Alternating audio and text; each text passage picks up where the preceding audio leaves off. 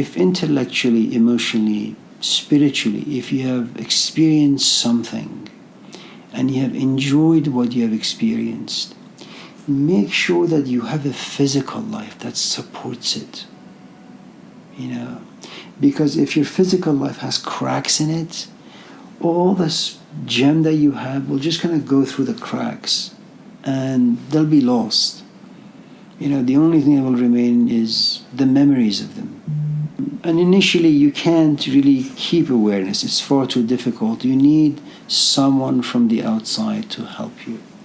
If you always want to remember the thing that you think is valuable, worth remembering, it needs to be like cancer 4. You go to the doctor and tell you have cancer. The moment you hear that you have cancer, it's as if fun disappears, joy disappears. All of a sudden you find yourself in a cemetery of sorts. Everything is dying. And that's the person you need to be around, someone who is intensely and deeply infected. And awareness, when you become aware, there's a good amount of, sure, you can be thankful about your health and all that stuff. But there comes a point where, you're outward. You look out there to kind of figure out how you can kind of fix some of the difficulties that exist in the world, whether it's your students, whether it's your parents. But there are always these wrinkles in life that you're trying to kind of iron out. And so, very much like in the spirit of Christ, that you have found your cross, now you have to carry it. And you need to find someone who has found that cross and who's carrying it. Because you can't really have too much fun around that person. You can't talk too much, you can't laugh too much, you can't goof around too much. Unless you just lack the ability to be observant and pay attention to things, then you do whatever. And I think there's a good reason why, for example, Socrates, Plato doesn't tell us like he had a belly laugh at a bar somewhere, or Jesus never smiled, or Muhammad was always serious, or Moses was always serious. There's a reason. They're aware of something, and that awareness doesn't leave them. You need to be around those people if you want this kind of awareness to stay with you. Until you just become pregnant with it. And when you're pregnant, you can terminate the pregnancy if it's it's only a month or 2 months or 3 months.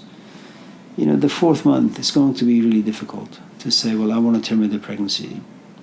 By the time this awareness inside you is like a living, quacking thing, it's there to stay with you for life.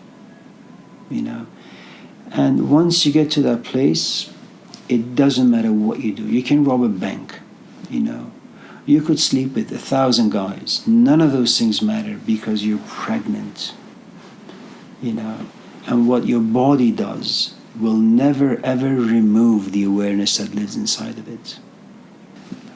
That's why nobody really talks about Jesus doubting on the cross, doubting in the garden, or, complaining on the cross. Nobody cares. He's 99% awareness, 1% kind of just being a goofball.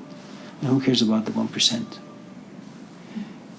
Anyone who wants to make any serious changes to their life, you need to make sure your physical life is going to support it. Because change is abstract. It's a concept that's out there. If you wanted to have flesh and bones, make sure your physical life supports it. If you say, well, you want to be a writer, well, if your rent is $2,000 and you work for Home Depot, well, you're not going to come home with a lot of energy. Okay, so good for you. Once in a while you gather with your friends and you talk about what a gifted writer you are. And they ask you, well, when was the last time you wrote something? It was about 25 years ago. Okay, well, at least you can talk about it. That's fine. But if you're serious, then get some money from somewhere, put yourself to school, hopefully become a teacher of sorts, or find a life where you just sit and write all the time. If there is no pain, there is no awareness. And you need to have the right kind of pain, a pain that reminds you not a pain that paralyzes you. The other thing about awareness is that unfortunately it causes reflection. Reflection is an inward engagement exercise. It's not like thinking, where you're trying to solve a problem that's out there. Reflection is trying to solve a problem that lives inside you. It always goes against life. Always. And you have to be, I think, very, very, very, very, very mature to know what to reflect on,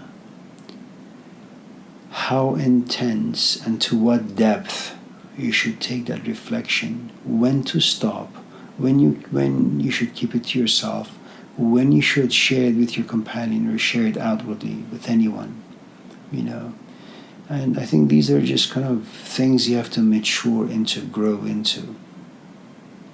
I think reflection is a very, very, very dangerous thing. And if you're not careful and if you don't have a good support system, it can really turn your life upside down.